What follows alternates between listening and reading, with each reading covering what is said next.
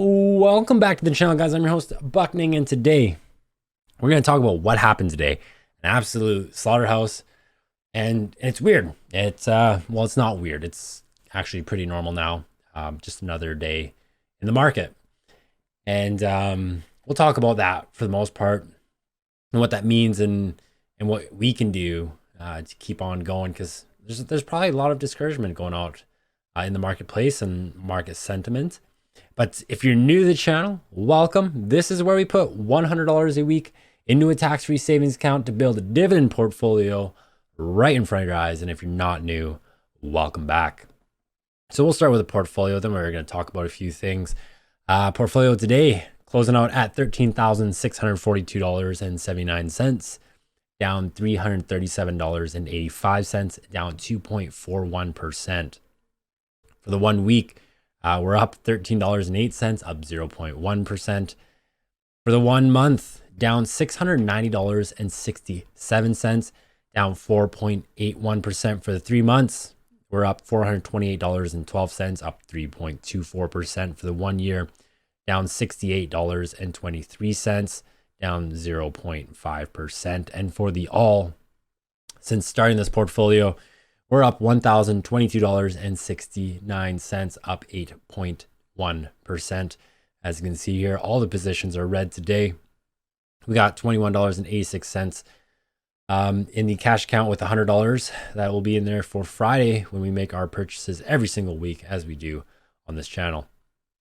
But yeah, that is the portfolio. Let's just talk about today. So today, were inflation numbers, and it's actually quite shocking. And I'm talking about the US side, how the US inflation numbers affect the Canadian side of things. Of course, we're like, Canada pretty much follows what the US does in most cases. But I guess when it comes to interest rate hikes, Tiff has got his own plans.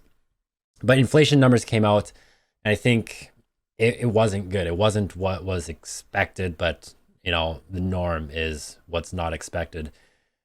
And so everything literally tanked. And that includes the side of Canadian side of stocks as well. You can see here, like BCE down 2.8%, BMO down 2.2%, Bank of Nova Scotia, Cisco, an American company, down 4.94%, Qualcomm down 6.07%. And it goes on and on and on. We're losing hundreds and hundreds of points here right off the market. You know, today, even I think it was Apple. Let's just look up Apple here, which is in the NASDAQ, down 5.87%. To put that in correlation, how much they literally lost was $158 billion just in 1 day. Gone. Market value completed. See you later. Down 5.87%. Market cap literally wiped out. And it's funny because it's like people don't expect this stuff to happen. It was strange that even in Canada, we were thinking that inflation was, or not inflation, but prime interest rates were done. There was going to be no more, but went up 75 basis points. I don't know where these ideas come from. We are still in a place where the economy has inflation, where the cost of living is going up. And inflation is like rampant. And in order to fix that, Bank of Canada, Federal Reserve need to raise interest rates to break the back of inflation. I'm sure you've heard that term before. And the market's not getting any better. I know sometimes we think that just because it goes back up a little bit for a week, that we're out of the forest. But then it drops down again. And then we come back up, and then we go back down. You know, we're never really sure. I'm not sure. I can't tell you. But what needs to happen, well, I guess not what needs to happen, but when this will stop is when everyone stops being cute. And that includes me as well. And what I mean by that, what I mean by being cute is thinking that we know what they're going to do.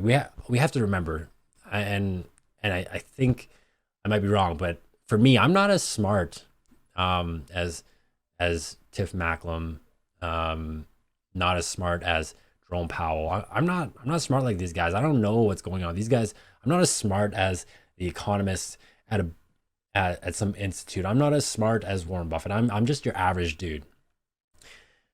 But this is where you become better than average, where you become that extraordinary.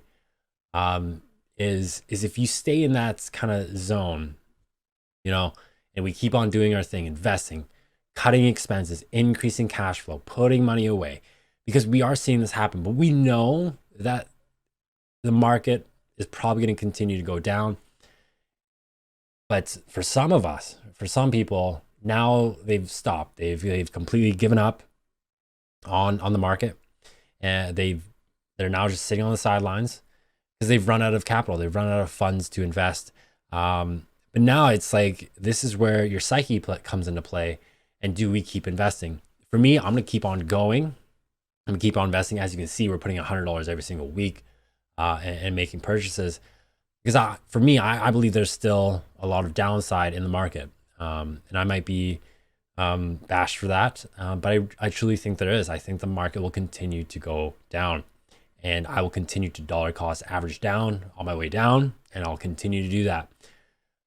But when the market starts coming back up, I think is when, the average Joe, the retail investor, myself and anyone who watches this video, those that don't have the mental strength to stay in the market have given up, and they've given up on the hype. They've given up on these big companies.